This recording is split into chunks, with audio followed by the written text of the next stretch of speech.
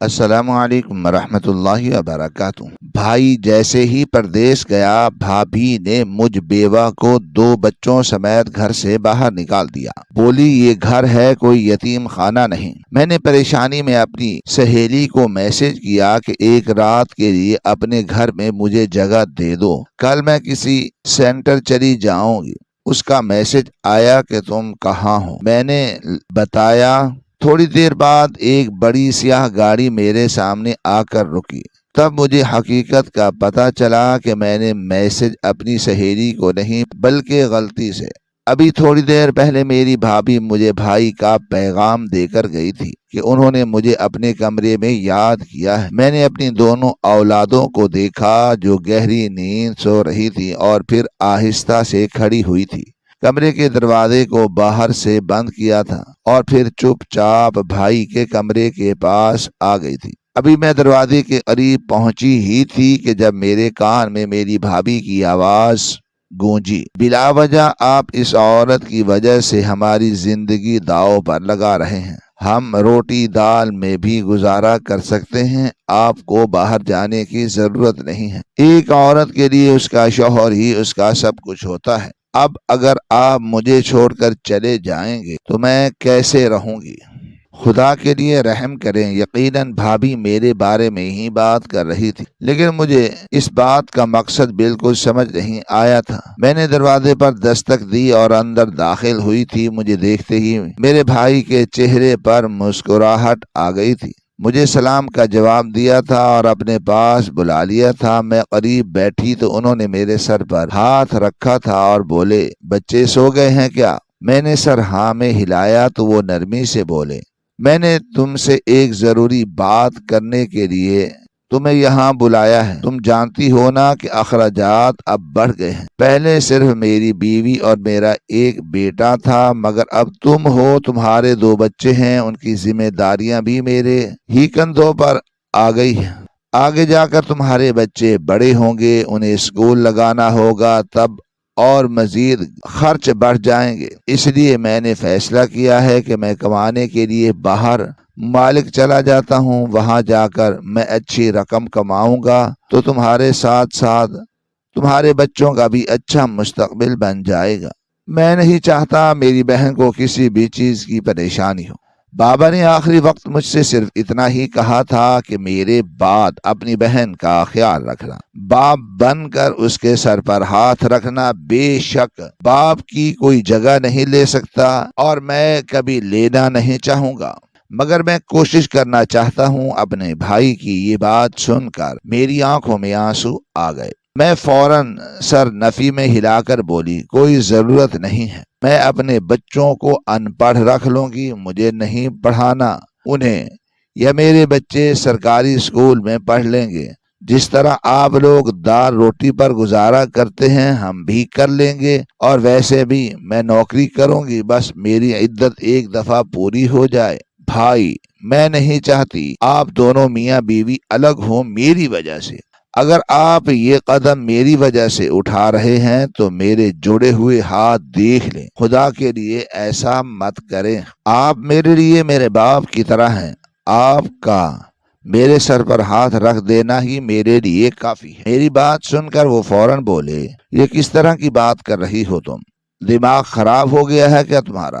میں کبھی نہیں چاہوں گا کہ میرا بچہ پرائیویٹ ادارے میں تعلیم حاصل کرے اور تمہارے 2 معصوم پھول گورنمنٹ اسکول میں جائیں۔ بس میں اتنا بتا رہا ہوں، میرے پیچھے تم نے اس گھر کا بہت خیال رکھنا ہے۔ مجھے میری بیوی سے بہت امیدیں ہیں، لیکن تم اس گھر کی بیٹی ہو، تمہیں اچھے طریقے سے یہاں کا نظام پتہ ہے، خاندان کے رویے کا پتہ ہے۔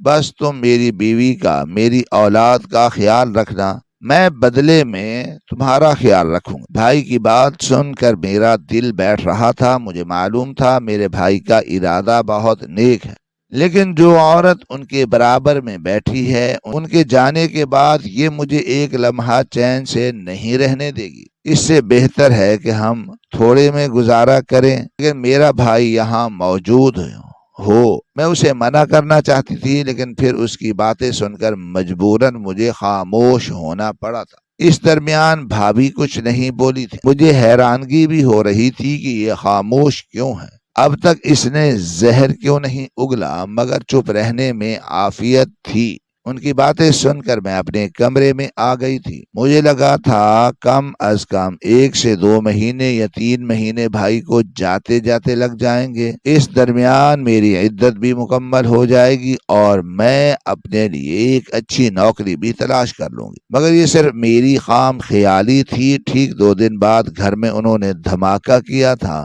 کہ شام کو 6 بجے میری فلائٹ ہے۔ میری تو جان نکل گئی تھی۔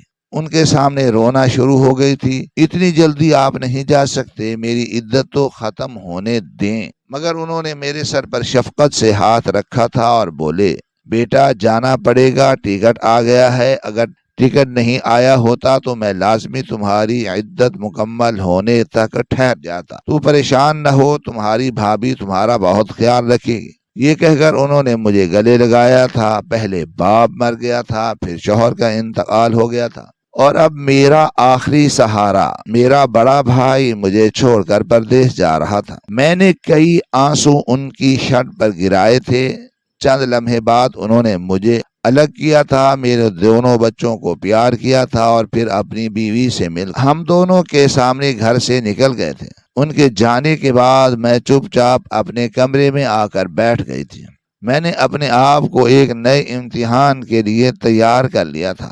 مجھے معلوم تھا اب میری زندگی مشکل ہونا شروع ہو جائے گی اور یہ مشکل میرے لیے بہت عذاب ناک ہوگی۔ ابھی میں انہی سب چیزوں کے بارے میں سوچ رہی تھی جب کمرے کا دروازہ کھلا تھا اور میری بھابھی کمرے میں داخل ہوئی تھی۔ انہیں دیکھتے ہی میں فوراً اپنی جگہ سے کھڑی ہو گئی تھی اور بولی، بھابھی کوئی کام تھا تو آپ مجھے بتا دیتی، میں کر دیتی، اور آپ کو گھر کے کام کرنے کی بھی ضرورت نہیں ہے۔ جب تک مجھے نوکری نہیں مل جاتی میں پورا گھر سنبھال لوں گی۔ بس آپ غم نہیں کریں، بھائی جلدی واپس آ جائیں گے۔ میں مزید کچھ کہتی اس سے پہلے ہی انہوں نے میرے منہ پر ایک زوردار تھپڑ مارا تھا اور میرا بازو تھام کر بولی، یہ سب تمہاری وجہ سے ہوا ہے۔ تمہیں جلن ہو رہی تھی نا کہ تمہارا شوہر مر گیا ہے اور میرا شوہر میرے پاس ہے۔ دیکھو تمہاری جلن ہمیں کہاں لے آئی ہے۔ میرا شوہر مجھے چھوڑ کر پردیس چلا گیا ہے صرف تمہاری وجہ سے، لیکن تم کیا سمجھتی ہو میرے شوہر کو مجھ سے دور کر کے تم سکون سے رہ لوگی؟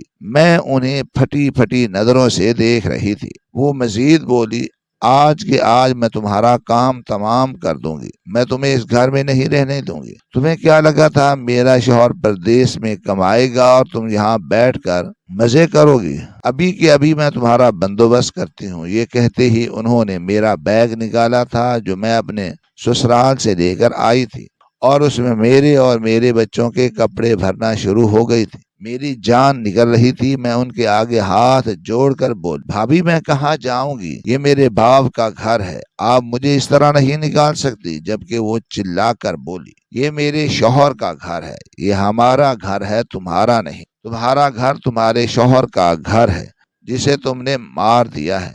پتہ نہیں کیسی منحوس عورت ہو، تمہاری وجہ سے کسی کا بیٹا مر گیا، کسی کا بھائی مر گیا، اور تم کیسے چین سے یہاں بیٹھ کر اپنے بھائی کا گھر بھی برباد کر رہی ہو۔ تمہیں تو میں چھوڑوں گی نہیں۔ یہ کہہ کر انہوں نے میرا سارا سامان میرے بیگ میں بھر دیا تھا۔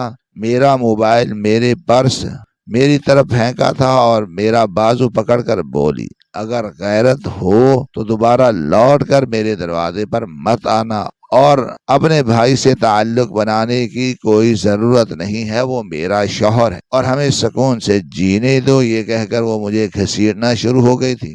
میرے دونوں بچے بھی پوری طرح رو رہے تھے، مگر اس عورت کو ان معصوم بچوں پر بھی رحم نہیں آ رہا تھا۔ وہ مجھے گھسیٹتی ہوئی دروازے تک لائی تھی اور مجھے سمجھنے کا موقع دیے بغیر انہوں نے گھر کا دروازہ کھولا تھا اور مجھے باہر دھکیل کر دروازہ میرے منہ پر بند کر دیا تھا۔ میں وہیں زمین پر بیٹھ گئی۔ میرے بچے میرے قریب ہی کھڑے رو رہے تھے۔ میرا بڑا بیٹا 6 سال کا تھا اور میری چھوٹی بیٹی 4 سال۔ دونوں کی آوازیں بلند ہو رہی تھی، جبکہ میں خود ایسی ہو گئی تھی جیسے کاٹو تو بدن میں لہو نہیں۔ ایک عورت جس کا شوہر دنیا سے جا چکا ہو اور اسے گئے ہوئے صرف 1.5 مہینہ ہوا ہو، اسے اس طرح در بدر کر دیا جائے، اس کے دل پر کیا گزرتی ہے؟ یہ ہر وہ عورت سمجھ سکتی ہے جس کا شوہر اس دنیا میں نہیں ہے۔ میں کچھ دیر تک سر جھکائے بیٹھی رہی تھی اور پھر مجھے ایک دم احساس ہوا تھا کہ میں اس وقت عدت میں ہوں، مجھے پردہ کرنا ہے۔ لوگ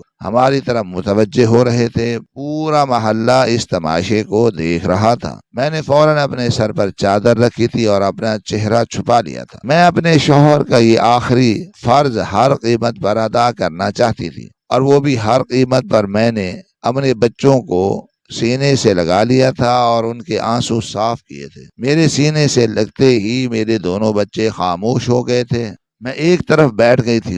مجھے جلد سے جلد رہنے کے لیے جگہ تلاش کرنی تھی، کیونکہ اس وقت میرا پردہ کرنا بہت ضروری تھا۔ میں نے اپنا فون نکالا اور روتے ہوئے اپنی ایک سہیلی کو میسج کیا تھا، مجھے ایک رات کے لیے اپنے گھر گزارنے کی اجازت دے دو، اگلے دن میں کسی سرکاری ادارے میں چلی جاؤں گی۔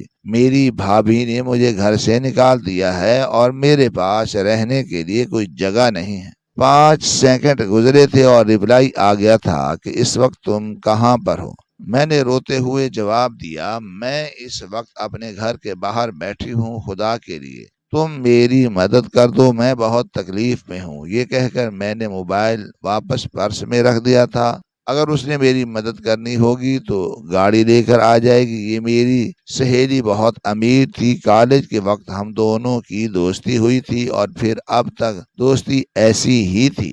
میرے شوہر کے مرنے پر بھی اس نے میرا بہت ساتھ دیا تھا۔ اس نے بار بار مجھ سے بولا تھا کہ تم میرے گھر چلو، کچھ وقت میرے ساتھ گزارو، تمہارا دل ہلکا ہو جائے گا۔ لیکن میرے بھائی نے منع کر دیا تھا۔ ان کا کہنا تھا کہ میری بہن میرے ساتھ ہی جائے گی، اور مجھے بھی کوئی اعتراض نہیں ہوا تھا، کیونکہ میں کسی اور کی بجائے اپنے باپ کے گھر ہی جانا چاہتی تھی اور اپنے بھائی کی شفقت میں رہنا چاہتی تھی۔ لیکن سب کچھ ادھورا رہ گیا تھا۔ وقت دھیرے دھیرے گزرتا جا رہا تھا۔ 15 منٹ گزر گئے تھے۔ میں اب کچھ سوچ رہی، شاید وہ نہیں آئے۔ وقت دھیرے دھیرے گزرتا جا رہا تھا۔ 15 منٹ گزر گئے تھے۔ میں اب کچھ سوچ رہی تھی، شاید وہ نہیں آئے گی۔ بھلا وہ میری مدد کیوں کرے گی؟ اور جب میں نے اسے یہ بھی بتایا ہے کہ میری بھابھی نے مجھے گھر سے نکال دیا ہے، وہ اب یہی سوچ رہی ہوگی کہ اگر ابھی میں نے اس کی مدد کی تو ساری زندگی کرنی پڑے گی۔ میں نے فیصلہ کر لیا تھا کہ میں ہمت کروں گی اور ابھی کسی سرکاری ادارے میں جا کر رہ لوں گی۔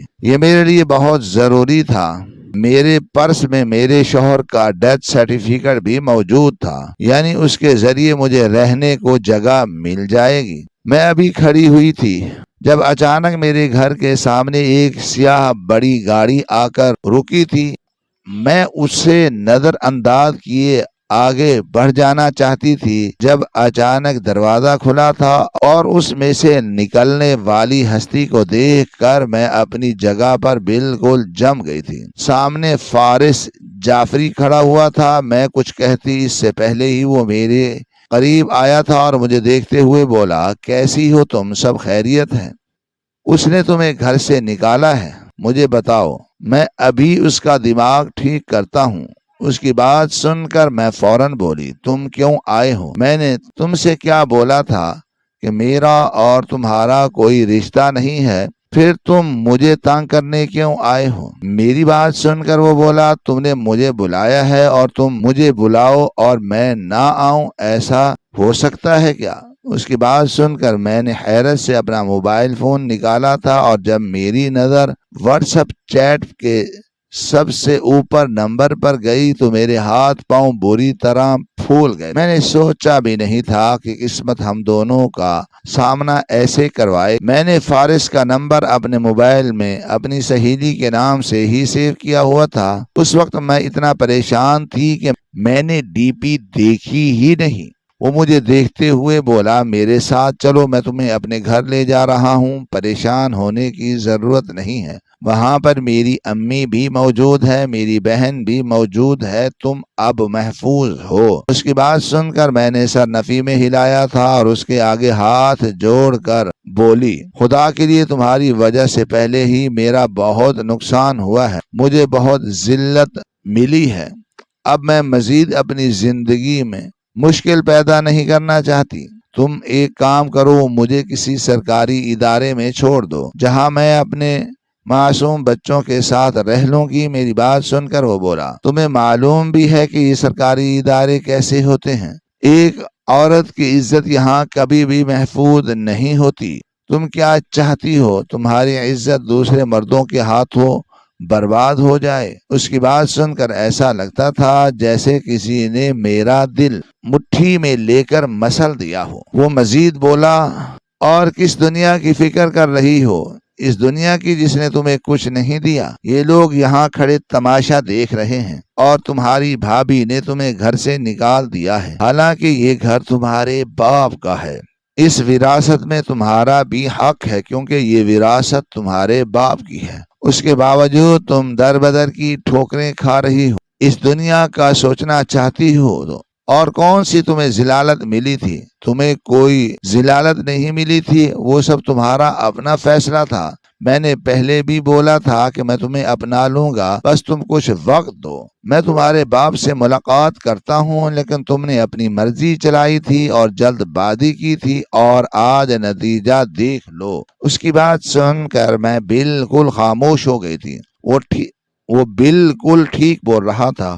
شادی سے پہلے اس نے مجھے بہت سمجھایا تھا کہ جلد بازی مت کرو، تھوڑا رک جاؤ، لیکن میں کچھ باتوں کو لے کر اس قدر جذباتی ہو گئی تھی کہ بات کو سمجھنے کی بجائے میں نے بات کو بگاڑ دیا تھا، اور اب واقعی میں اس کا نتیجہ بھگت رہی تھی۔ چند لمحے سوچنے کے بعد میں نے فیصلہ کیا تھا کہ ابھی مجھے اس آدمی کی مدد لینی چاہیے، آگے جا کر جو ہوگا دیکھا جائے گا۔ میں نے سر ہاں میں ہلایا تھا اور اس کے ہمراہ گاڑی کی طرف بڑھ گئی تھی۔ اپنے دونوں بچوں کو لے کر میں خاموشی سے اس کی بڑی گاڑی میں بیٹھ گئی تھی، جبکہ اب وہ ڈرائیونگ سیٹ سنبھال چکا تھا۔ گاڑی اس کے بڑے گھر کی طرف گامزن ہو گئی تھی۔ دل کی دھڑکن بے قابو ہو رہی تھی، ماتھے پر پسینہ چمک رہا تھا۔ حالانکہ گاڑی میں تیز اے سی چل رہا تھا، لیکن اس کی ٹھنڈک میں بھی مجھے سکون نہیں مل رہا تھا۔ میں نے بنا کچھ بھی کہے گاڑی کا شیشہ کھول لیا تھا اور اپنی گردن کو باہر نکال دیا تھا۔ حالانکہ یہ غلط ہوتا ہے، اے سی چلتے ہوئے کبھی بھی گاڑی کا شیشہ نہیں کھولنا چاہیے۔ مجھے لگا تھا ابھی تھوڑی دیر بعد فارس مجھے منع کر دے گا اور حکم دے گا کہ اپنی گاڑی کا شیشہ بند کرو، لیکن اگلے ہی لمحے اس نے اے سی بند کر دیا تھا اور چاروں طرف کے شیشے کھول دیے تھے۔ مجھے اب تھوڑا بہت سکون ملا تھا۔ ٹھنڈی ہوا ملنے کے بعد میرا دماغ تھوڑا پرسکون ہوا تھا، لیکن میں اگلے لمحے میں ہی ماضی کے اس حصے پر پہنچ گئی تھی جسے یاد کر کے آج بھی میرا دل تکلیف سے تڑپ جاتا ہے۔ آج سے پورے 8 سال پہلے تو میں اپنے باپ کی بہت لاڈلی بیٹی تھی۔ امی کا انتقال میرے بچپن میں ہو گیا تھا۔ میرے بابا ہم دونوں بہن بھائیوں کی وجہ سے دوسری شادی نہیں کی تھی انہوں نے، حالانکہ خاندان والوں نے ان کو بہت سمجھایا تھا کہ آپ دوسری شادی کر لو، مگر ان کا کہنا تھا کہ اگر میں نے دوسری شادی کی تو میرے گھر میں دوسری عورت آئے گی جو میرے بچوں کو بہت نقصان پہنچائے گی، اور مجھ میں ہمت نہیں ہے اپنی اولادوں کو تکلیف میں دیکھنے کی۔ میں ہی اب ان کی ماں ہوں، میں ہی اب ان کا باپ ہوں۔ اور بابا نے اپنی اس بات کو سچ کر کے دکھایا تھا۔ وہ ہمارے لیے کھانا پکاتے تھے، گھر کی صفائی کرتے تھے، اپنے ہاتھوں سے ہمیں کھانا کھلاتے تھے، ہم بیمار ہوتے تھے تو ہماری تیمارداری کرتے تھے، پوری رات جاگتے رہتے تھے اور اگلے دن صبح کام پر چلے جاتے تھے۔ انہوں نے ہم دونوں کو پالنے کے لیے بہت جدوجہد کی تھی۔ مجھے میرے باپ سے بہت پیار تھا۔ جب میں تھوڑا ہوش میں آئی، تھوڑی بڑی ہوئی، تو میں نے گھر کی ذمہ داریاں سنبھال لی تھی۔ بابا کا تھوڑا بوجھ ہلکا ہو گیا تھا، یہی وجہ تھی کہ وہ میرے بہت قریب ہو گئے تھے۔ میں گھنٹوں بیٹھ کر اپنے بابا سے ڈھیروں باتیں کرتی تھی، ان کو دن بھر کی باتیں سناتی تھی۔ دیکھتے ہی دیکھتے میں جوان ہو گئی تھی اور میں نے بابا کے سامنے کالج کی ڈیمانڈ کی تھی۔ بابا کا ارادہ مجھے کالج بھیجنے کا نہیں تھا، وہ آج کی دنیا سے بہت ڈرتے تھے۔ بھائی کا بھی ارادہ نہیں تھا، حالانکہ وہ یونیورسٹی میں پڑھ رہا تھا، لیکن اس نے منع کر دیا تھا کہ تم میٹرک کر چکی ہو، اتنی تعلیم کافی ہے۔ مگر جب میں بابا کے سامنے روئی اور ان سے درخواست کی کہ میری کلاس سب لڑکیاں کالج میں داخلہ لے رہی ہیں اور مجھے بھی لینا ہے، تب جا کر بابا راضی ہو گئے تھے۔ بھائی بہت غصہ ہوئے تھے، ان کا کہنا تھا کہ کالج میں اچھی لڑکیاں نہیں ہوتی، اس کا مستقبل برباد کر دیں گے اور اس کو بگاڑ دیں گے، لیکن بابا نے ان سے لڑائی کی تھی۔ بس خاموش ہو جاؤ، اس کا دل ہے، اسے پڑھنے دو، اور جو وہ پڑھنا چاہتی ہے اس کی پڑھائی کے آڑے مت آؤ۔ بابا کی اس بات پر بڑا بھائی خاموش ہو گئے تھے۔ میرا داخلہ بابا نے خود کروایا تھا، چھوٹی چھوٹی جو بھی مسئلے مسائل تھے انہوں نے اپنے ہاتھ سے حل کیے تھے۔ میں کالج ایڈمیشن کے وقت لڑکیوں کو دیکھ رہی تھی، اتنی بڑی بڑی لائن لگانا، اس کے بعد اپنے تمام کام خود کرنا، لیکن میں اپنے باپ کے ساتھ بائک پر آتی تھی، فوراً اپنا کام کرواتی اور چلی جاتی تھی۔ میں خود کو بہت خوش نصیب سمجھتی تھی، مگر کہتے ہیں نا کبھی کبھی ایسے غرور بھی انسان کی زندگی کو برباد کر دیتے ہیں، اور کبھی کبھی لوگوں کی نظریں بھی انسان کے نصیب کو کھا جاتی ہیں۔ میرا کالج شروع ہو گیا تھا۔ کالج میں میری دوستی آسیہ نام کی لڑکی سے ہوئی تھی، ہم دونوں کے اندر بہت زیادہ محبت ہو گئی تھی۔ آسیہ امیر گھرانے کی لڑکی، مگر اب بابا کو اس کی دوستی پر اعتراض نہیں تھا، مگر وہ اکثر مجھے یہ بات سمجھاتے تھے کہ بیٹا کبھی بھی اپنی حقیقت مت بھولنا، اس کا پیسہ دیکھ کر کبھی بھی خود کو بگاڑنا مت۔ میں یہ نہیں کہتا کہ وہ لڑکی بری ہے، مگر میں اتنا ضرور کہوں گا کہ میری بیٹی معصوم ہے، اگر اسے غلط سنگت ملی تو وہ بگڑ جائے گی۔ اور میں بابا کو ہمیشہ یہ کہتی تھی کہ آپ کو اس بات کی پرواہ کرنے کی ضرورت نہیں ہے، میں آپ کو کبھی بھی شکایت کا موقع نہیں دوں گی۔ دن ہفتوں میں اور ہفتے مہینوں میں تبدیل ہوتے گئے، اور پھر ایک دن آسیہ نے مجھے اپنی سالگرہ کا بتا دیا تھا۔ اس کا کہنا تھا کہ میرے بابا بڑے پیمانے پر میری سالگرہ منا رہے ہیں، تمہیں آنا ہے۔ میں نے منع کر دیا تھا کیونکہ مجھے پتا تھا کہ بابا مجھے کبھی بھی جانے نہیں دیں گے۔ ایڈمیشن کے وقت ہی بابا نے مجھے یہ بات سمجھا دی تھی کہ تمہاری جتنی بھی دوستیں بنے سب کو کالج تک محدود رکھنا، نہ کوئی دوست تمہارے گھر آئے اور نہ تم اس کے گھر جاؤ۔ مگر اب میں ٹینشن میں آ گئی تھی کیونکہ میں نے کالج میں سوائے آسیہ کے اور کسی کو دوست نہیں بنایا تھا، اور میں نے یہ بات بھی نوٹ کی تھی کہ آسیہ کی بھی میرے علاوہ کوئی اور دوست نہیں تھی۔ گھر میں نے بہت مشکل سے بابا کے سامنے یہ بات کی تھی کہ میں آسیہ کی سالگرہ پارٹی میں جانا چاہتی ہوں۔ بابا ناراض ہو گئے تھے، انہوں نے منع کر دیا تھا، مگر جب میں ان کے سامنے روئی اور ہمیشہ کی طرح میں نے ان کے سامنے ایموشنل باتیں کی تو وہ راضی ہو گئے تھے اور خود مجھے آسیہ کے گھر چھوڑ کر آئے تھے۔ مجھے لگا تھا کہ یہ ایک نارمل پارٹی ہوگی، لیکن میری توقع کے برعکس یہ پارٹی بہت بڑے پیمانے پر تھی۔ بہت امیر لوگ آئے ہوئے تھے، انہی میں سے فارس بھی موجود تھا جو شاید مجھے دیکھ کر پسند کر چکا تھا۔ اگلے دن جب میں کالج گئی مجھے مسلسل آسیہ دیکھے جا رہی تھی۔ میں نے جب اس سے وجہ پوچھی تو اس نے مجھے فارس کا بتایا۔ میں ایک دم سہم گئی۔ آج تک مجھے کبھی کسی لڑکے نے اس طرح پسند نہیں کیا تھا اور نہ کبھی اظہار کیا تھا۔ ایک مشرقی لڑکی کی طرح میرا دل زور سے دھڑکا تھا۔ میرا دل کیا کہ میں اس کو یہیں روک دوں، لیکن آسیہ اتنی امیر تھی، فارس بھی امیر ہوگا۔ اور پھر جب اس نے مجھے فارس کا بیک گراؤنڈ بتایا میری آنکھیں چمک گئی تھی۔ فارس کے بابا کا ایک بہت بڑا بزنس تھا جس میں فارس خود 50% کا پارٹنر تھا اور بہت اچھے طریقے سے بزنس چلا رہا تھا۔ اس کی عمر بھی زیادہ نہیں تھی۔ میں کافی زیادہ متاثر ہوئی تھی اور آسیہ نے مجھے اس کا نمبر بھی دے دیا تھا۔ 2 دن اس طرح بیت گئے مگر ہماری کوئی بات نہیں ہوئی۔ کئی دفعہ میں نے سوچا کہ میں خود میسج کر دیتی ہوں، لیکن جب بھی موبائل اٹھاتی میرا دل زور سے دھڑکتا اور میں موبائل رکھ دیتی۔ 2 دن بعد اچانک دوپہر کے وقت ان کی کال آئی تھی۔ اس وقت نہ بابا گھر پر ہوتے تھے اور نہ ہی بھائی۔ میں نے ڈرتے ڈرتے فون اٹھا لیا تھا۔ ہماری تھوڑی بہت بات چیت ہوئی تھی اور پھر باتوں کا سلسلہ ایسا شروع ہوا کہ کچھ ہی دنوں میں ہم دونوں کو ایک دوسرے سے اتنی شدید محبت ہو گئی تھی کہ میں ان کے بغیر رہنے کا تصور بھی نہیں کر سکتی تھی۔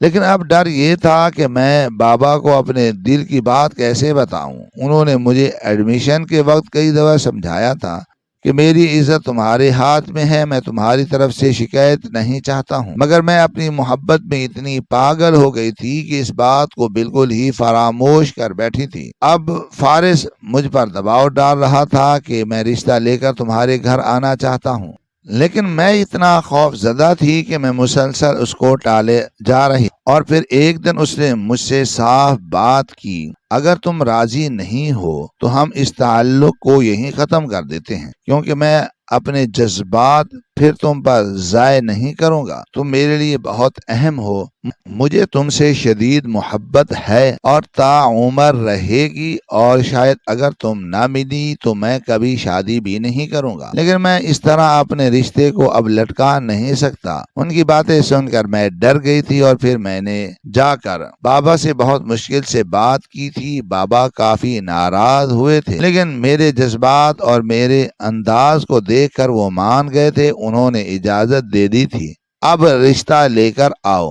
میں نے جب یہ بات فارس کو بتائی تو وہ بہت خوش ہوا اور اس نے مجھے بتایا تھا کہ وہ کل ہی اپنے ماں باپ کو لے کر آ جائے گا، لیکن یہاں سے سب کچھ برباد ہونا شروع ہو چکا تھا۔ فارس کے ماں باپ بہت امیر تھے، ان کا خاندان بہت اعلیٰ تھا اور ہمیشہ کی طرح ایک غریب لڑکی اپنی محبت ہار گئی، کیونکہ فارس کے گھر والوں نے میرے گھر آ کر بہت تماشا کیا تھا۔ بابا کو بہت باتیں سنائی تھی کہ تم اپنی بیٹی کو پڑھنے بھیجتے ہو یا پھر امیر لڑکوں کو پھنسانے۔ فارس ان لوگوں کے ساتھ نہیں آیا تھا۔ میں اس دن بہت روئی تھی۔ ان لوگوں نے رشتہ نہیں کیا تھا بلکہ سب کچھ برباد کر دیا تھا۔ بابا نے مجھ سے کوئی بات نہیں کی تھی، شاید انہیں بھی احساس ہو چکا تھا کہ میں اس وقت بہت بڑے صدمے سے گزر رہی ہوں۔ میں نے ان لوگوں کے جانے کے بعد فارس کو فون کیا تھا اور اسے خوب سنائی تھی کہ میرا تم سے کوئی تعلق نہیں ہے، تم ایک نہایت ذلیل انسان ہو جس نے میری پوری زندگی برباد کر دی ہے۔ اس نے مجھے بہت سمجھایا کہ مجھے ایک موقع دو، میں خود تمہارے بابا سے بات کروں گا، لیکن اب کوئی فائدہ نہیں ہے۔ میں نے اسے کوئی موقع نہیں دیا تھا اور اس کا نمبر بلاک کر دیا۔ اس کے بعد بھی اس نے بہت جتن کیے، لیکن میں راضی نہیں ہوئی تھی اور میں نے بابا سے کہہ دیا تھا کہ آپ جہاں میری شادی کرنا چاہیں گے میں کر لوں گی۔ حالات اب ایسے ہو گئے تھے، بھائی ناراض تھے۔ انہوں نے بابا سے کہہ دیا تھا کہ اس کی پڑھائی کو یہیں روک دیں، اس کی شادی کروائیں، پہلے ہی بہت بدنامی ہو گئی ہے۔ جتنا وہ لوگ ہمیں باتیں سنا کر گئے ہیں، اب میں مزید اجازت نہیں دوں گا، ہماری مزید ذلت ہو۔ بھائی کی باتوں میں آ گئے تھے اور انہوں نے میرے لیے رشتہ تلاش کیا تھا اور چٹ منگنی پٹ بیاہ کر دیا تھا، یعنی صرف اور صرف یہ سب 3 مہینے میں ہی ہو گیا تھا۔ میں نے فارس سے اپنا تمام تعلق ختم کر لیا تھا اور اپنی زندگی اپنے شوہر کے نام کر دی تھی۔ شروع کے دنوں میں مجھے بہت دکھ ہوتا تھا کہ میں نے محبت کس سے کی اور شادی کس سے ہو گئی، لیکن پھر میں نے اپنے تمام دکھوں کو بھول کر اپنی زندگی کو شروع کیا تھا۔ دن ہفتوں میں اور ہفتے مہینوں میں اور مہینے سال میں گزر گئے تھے اور دیکھتے ہی دیکھتے بابا بھی اس دنیا سے جا چکے تھے، بھائی کی شادی ہو گئی تھی اور میرے 2 بچے بھی ہو گئے تھے۔ لیکن ایک دن اچانک میرے شوہر کو ہارٹ اٹیک ہوا اور میں دنیا میں تنہا رہ، پہلے باپ اور اب شوہر اور آخر میں بھائی نے بھی بے سہارا کر دیا تھا۔ اور اب نتیجہ کیا نکلا کہ میں اس انسان کی گاڑی میں بیٹھی ہوئی تھی جس کی وجہ سے میری زندگی برباد ہونا شروع ہوئی تھی۔ میں بس اب یہی سوچ رہی تھی کہ اس کی ماں کا سامنا کیسے کروں گی۔ شاید فارس کے بابا کا انتقال ہو گیا تھا۔ گاڑی ایک بہت بڑے بنگلے میں داخل ہوئی تھی۔ گاڑی رکی تو اس نے پیچھے کا دروازہ کھول کر مجھے اور میرے بچوں کو باہر نکالا تھا اور بہت نرمی سے بولا تھا کہ اب پریشان ہونے کی ضرورت نہیں ہے، تم اور تمہارے بچے میری ذمہ داری۔ مگر میں نے اسی لمحے اس کی غلط فہمی کو دور کیا تھا کہ میں تمہاری ذمہ داری نہیں ہوں، میں صرف یہاں ایک رات گزارنے کے لیے آئی ہوں اور صبح ہوتے ہی میں اپنا بندوبست کر لوں گی۔ میری بات سن کر وہ خاموش ہو گیا تھا اور میرے بیٹے کا ہاتھ تھام کر اندر کی طرف بڑھ گیا تھا۔ میں نے اپنی بیٹی کو سنبھالا اور اندر کی طرف بڑھ رہی تھی۔ جیسے ہی میں اندر داخل ہوئی، اگلا لمحہ میرے لیے حیران کر دینے والا تھا۔ دروازے پر اس کی ماں اور بہن کھڑے ہوئے تھے۔ میں کچھ کہتی اس سے پہلے ہی اس کی ماں گھٹنوں کے بل بیٹھ گئی تھی اور میرے آگے ہاتھ جوڑ کر بولی، بیٹا مجھے معاف کر دو، میں تمہارے آگے ہاتھ جوڑتی ہوں۔ میں نے تمہارے ساتھ ماضی میں بہت برا کیا تھا اور اس کی سزا میں آج تک بھگت رہی ہوں۔ مجھے احساس ہو گیا ہے کہ کبھی کسی انسان کے ساتھ ایسا ظلم نہیں کرنا چاہیے۔ میں نے تمہاری محبت تم سے چھینی تھی، رب العالمین نے میری محبت مجھ سے چھین لی، مجھے معاف کر دو۔ یہ کہتے ہی وہ پھوٹ پھوٹ کے رونے لگی۔ میں نے فوراً ان کو زمین سے اٹھایا تھا اور ان کا ہاتھ تھام کر بولی، آنٹی آپ اس طرح کی بات کیوں کر رہی ہیں؟ آپ کیا کہنا چاہتی ہیں؟ جبکہ اس کی بہن بولی، تم سے رشتہ توڑ دینے کے 1 مہینے کے بعد ہی بابا کا انتقال ہو گیا تھا اور بار بار بابا امی کے خواب میں آ کر صرف ایک بات کہتے ہیں کہ ہم دونوں جو جدا ہوئے ہیں یہ صرف اور صرف اس لڑکی کی محبت اس سے چھیننے کا نتیجہ ہے۔ میں نے مڑ کر فارس کو دیکھا، وہ بھی کافی آبدیدہ نظر آ رہا تھا۔ میں نے ان کے جڑے ہوئے ہاتھوں کو تھاما اور ان کی آنکھوں میں دیکھتے ہوئے بولی، ایسا کچھ بھی نہیں ہے آنٹی، میں اس وقت نادانی کی عمر میں تھی، مجھے تو صحیح طرح محبت کے معنی بھی نہیں پتا تھا۔ مجھے میری محبت میرے شوہر کے روپ میں مل گئی تھی۔ آپ نے میری محبت مجھ سے الگ نہیں کی تھی۔ ویسے بھی مارنے اور بچانے ایذا اللہ تعالیٰ کی ہے، اگر اس کا حکم ہوگا تو ایک پتا ہلے گا اور اگر اس کا حکم نہیں ہوگا تو یہ کائنات ہی تھم جائے گی۔ پھر آپ ایسا کیسے سوچ سکتی ہیں کہ میری محبت مجھ سے چھیننے کی وجہ سے آپ کے شوہر اس دنیا سے گئے ہیں؟ یہ آپ کی غلط سوچ ہے اور خواب تو اکثر جھوٹے بھی ہوتے ہیں۔ آپ اکثر ان باتوں کے بارے میں سوچتی ہوں گی اور پھر سو جاتی ہوں گی، یہی وجہ ہے کہ ایسا ہی خواب آپ کو آ رہا ہے۔ میری بات سن کر وہ بولی، تم بہت ظرف والی ہو، مجھے بہت افسوس ہوا تمہارے شوہر کا آسیہ کے ذریعے پتا چلا تھا کہ انتقال ہو گیا ہے۔ بیٹا تم مجھے اپنی ماں سمجھو، میں تمہیں اپنے گھر میں رکھوں گی۔ تمہاری بھابھی نے تمہارے ساتھ جو کیا اس کا انصاف اللہ لے گا۔ یہ فارس کا گھر نہیں ہے، یہ تمہاری ماں کا گھر ہے، تم مجھے اپنی ماں سمجھو۔ یہ کہہ کر انہوں نے مجھے گلے لگا لیا تھا۔ ایک لمحے کے لیے میرے دل کو سکون ملا تھا۔ ماں کا لمس کیا ہوتا ہے مجھے آج تک نہیں پتا تھا، کیونکہ میں بہت کم عمر تھی جب میری ماں اس دنیا سے چلی گئی۔ وہ مجھے اپنے ساتھ لے گئی تھی، مجھے ایک بہت ہی اچھے کمرے میں ٹھہرایا گیا تھا اور پھر انہوں نے سختی سے کہہ دیا تھا کہ تم یہاں سے کہیں نہیں جاؤ گی، کسی ادارے میں رہنے نہیں جاؤ گی، تم یہیں رہو گی جب تک تمہارا بھائی باہر کے ملک سے نہیں آ جاتا۔ بلکہ ایک کام کرو، اپنے بھائی سے بات کرو، اپنی بھابھی کا بتاؤ کہ اس نے تمہارے ساتھ اتنا بڑا ظلم کیا ہے۔ مگر میں نے ان کو منع کر دیا تھا، میں بھائی کو کچھ بھی نہیں بتانا چاہتی تھی، میں ان دونوں میاں بیوی کا رشتہ خراب نہیں کرنا چاہتی تھی۔ میری بات سن کر وہ خاموش ہو گئی تھی۔ میں نے انہیں دبے لفظوں میں بتا دیا تھا کہ ابھی میری عدت مکمل نہیں ہوئی ہے، صرف 1.5 مہینہ ہوا ہے۔